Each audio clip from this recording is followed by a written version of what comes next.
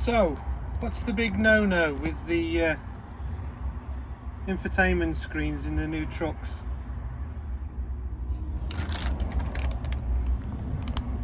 Not necessarily Dettol, but any of the cleaning wipes. Do not put them on the screen, because what will happen is it reacts to the screen and then it makes it so it freezes. So do not wipe the screen to clean it with a normal Dettol type handy wipe type thing.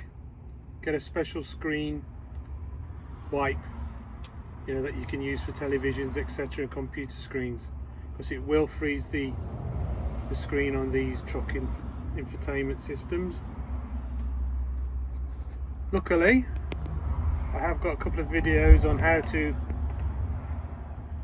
reset or unfreeze, or whatever you want to call it, the screens. So if you just want to check them out. But I just thought, there's a lot of people asking questions.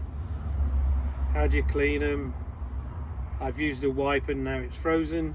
Do not use the kitchen wipes, you know, the what I showed you earlier, the multi-purpose cleaning wipes.